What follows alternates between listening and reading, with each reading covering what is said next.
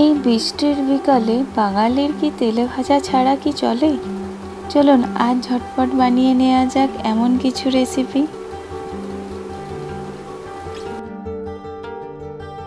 আসসালামু আলাইকুম প্রিয় দর্শক, আমার চ্যানেলে আপনাদেরকে স্বাগত জানিয়ে আজকের রেসিপি শুরু করছি।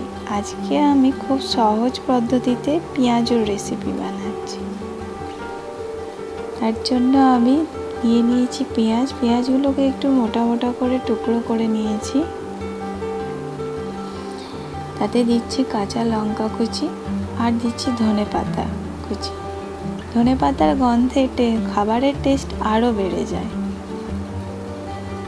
এবার আমি মশলাগুলো দিয়ে দেব। দিচ্ছি 1 চামচ হলুদ গুঁড়ো, হাফ চামচ জিরে গুঁড়ো, হাফ চামচ ধনে গুঁড়ো ও হাফ চামচ লঙ্কার গুঁড়ো, আর দিচ্ছি পরিমাণ মতো লবণ।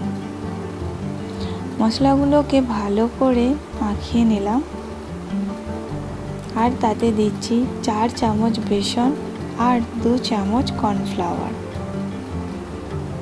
আর অল্প পরিমাণ পানি দিয়ে ভালো করে মাখিয়ে নিচ্ছি।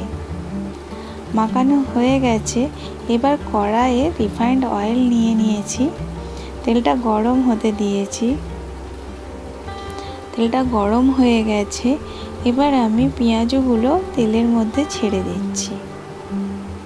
আমি সব পেঁয়াজগুলো তেলের মধ্যে ছেড়ে দিয়েছি। এবার এগুলো 5 মিনিট লাল লাল করে ভেজে নেব। দেখুন কি সুন্দর লাল লাল হয়ে গেছে। এবার আমি এগুলোকে তুলে সুন্দরভাবে পরিবেশন করব। এই বৃষ্টির বিকালে মচমচে পেঁয়াজু আর 1 কাপ চা, আড্ডা একদম জমে যাবে।